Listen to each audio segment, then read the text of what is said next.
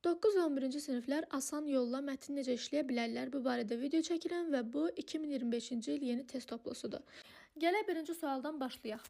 Birinci sualda bizə mainly about mətn əsasən nə haqqındadır deyir, yəni mətnə ad verməliyik.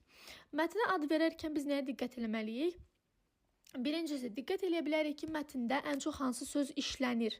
Məsələn, date sözü mətndə daha çox işlənir. Və biz buradan görürük ki, əgər bir söz çox təkrarlanırsa, deməli mətn onun ətrafında dönür.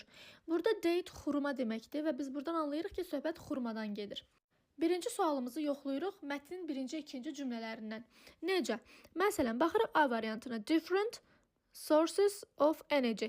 Different sources of energy. Gələ baxaq bizim birinci, ikinci cümləmizdə varmı bu sözlər? Yoxdur. İkinci. Magnificent trees with fruit. Burada trees sözü var, fruit sözü var və magnificent sözü var. Gəlin görə bu sözlər varmı? Baxın, burada trees sözü var. Sonra burada fruit sözü var. Və burada magnificent sözü gözəl deməkdir. Və burada da wonderful sözü gözəl deməkdir. Bunlar bir-birinin sinonimidir. Deməli, burada 3 sözün 3-ü də mətnin birinci, ikinci cümləsində təkrar olunduğuna görə cavab olur B variantı. C, D və Y variantlarına baxsaz, mətnin birinci, ikinci cümləsinə də baxsaz görərsiniz ki, orada bu sözlər təkrarlanmayıb. Sonra keçirik ikinci cümləyə. Cümlə tamamlamaq lazım olan suallarda tərcüməyə elə də ehtiyac duyulmur. Niyə?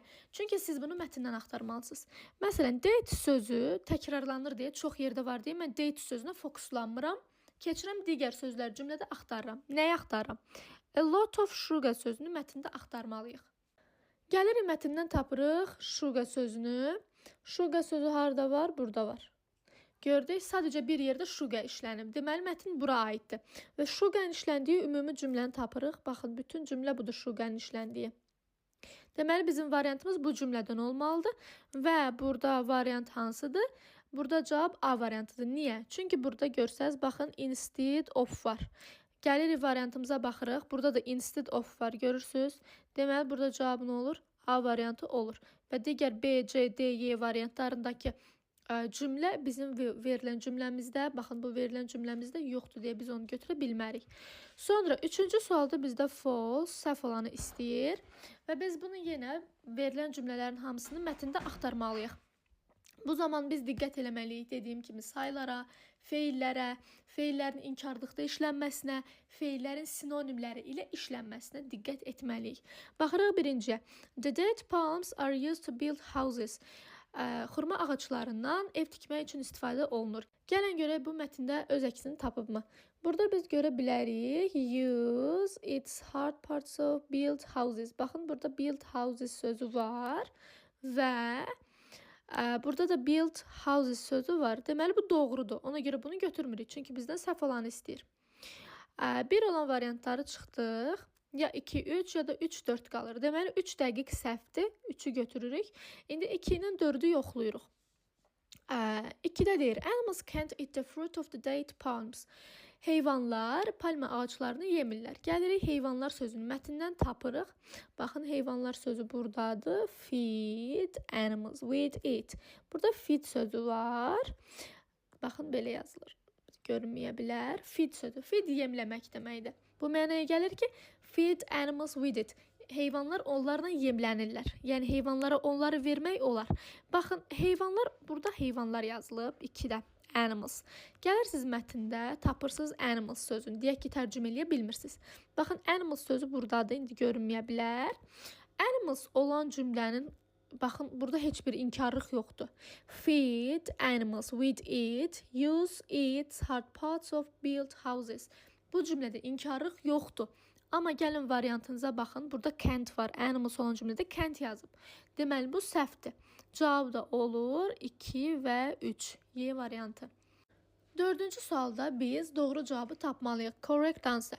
Və bizə xüsusi sual cümləsi ilə bir sual verir və biz onun cavabını mətndən tapmalıyıq. What does the history tell us about the date palms? Tarix bizə xurma ağacları haqqında nə deyir? Və biz bunu tərcümə eləməsək də yenə. Məsələn, tutaq ki, sizə bu sual verilib və siz bu sualın tərcüməsini bilmirsiniz, variantları tapacağınızı bilmirsiniz. Siz variantlarınızı mətndən yoxlamalısınız. Necə yoxlamalısınız? Məsələn, A variantına baxırıq. A variantında tutaq ki, xüsusi isim var. Baxın, Egyptians. Gəlirsiniz, burada Egypt sözünü tapırsınız. Burada Egypt sözü var. Və biz Egypt olan, burada da Egypt varsa və burada nə var? Piramida var. Gəlirik, Egypt olan cümlədə görürük, burada piramida varmı? Baxın, Today Egypt, Iran, Algeria and Saudi Arabia are the largest state sellers in the world. Gördünüz, bu cümlədə piramida sözü yoxdur. Baxın, burada piramida yoxdur deyə mən A variantını götürə bilmirəm. B variantında the name of the date palms was given in old books. Palms sözü çox təkrarlanır deyə biz bu sözə baxmırıq. Biz nəyə baxırıq? Old books sözünə. Və siz mətnə yaxşı baxsaz görərsiniz ki, mətndə old books sözü yoxdur. Ümumiyyətlə işlənməyib. Ona görə bu doğru variant ola bilməz. C variantında nə deyir? The roots were found near the stone buildings. Stone buildings mətndə işlənib. Gəlin baxaq görək, stone buildings hardadır? Baxın, burada stone buildings sözü var. Stone buildings. Onun əvvəlini oxuyuruq. Baxın, buradan oxuyuruq. Made sözündən. Made pictures of the date palms on their stone buildings. Bu cümlədə. Baxın, bu cümlədir.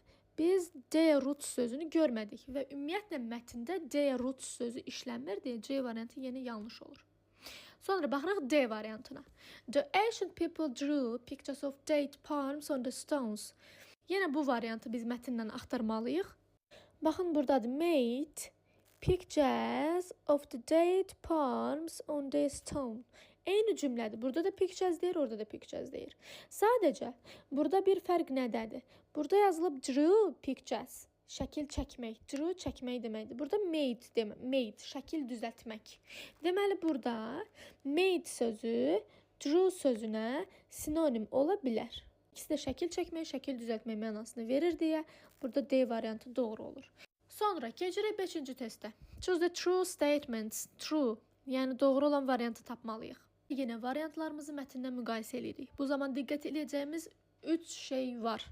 Birincisi sifətlər, ikincisi feillər, üçüncüsü həmin feilin inkarda olub olmaması. Birinciyə baxırıq. Dry dates can be preserved for many months. Bu cümləni axtarırıq mətndən. Baxın, bu cümlədir. Dry dates can be kept in cold dry places for many months. Eyni cümlədir. Sadəcə fərq nədir? Burada kept yazılıb feil olaraq. Burada nə yazılıb? Preserved yazılıb. Hardadır bu? Preserved yazılıb. Preserved və kept ikisi də nə deməkdir? Qorumaq deməkdir. Ona görə bu variant doğru olur. Çünki sinonimlə əvəz olunub və bu cümlə öz mənasını itirmir. Sonra keçirik ikinciyə. The largest producers of date palms are in the regions with plenty of water. Bu cümləni yenə mətndən axtarmalıyıq. Baxın, bu cümlədir. But these regions don't have enough water. Və biz burada nəyə diqqət eləməliyik? Burada biz birincisi diqqət eləyirik təyin edici sözə. Burada water bizim ismimizdir.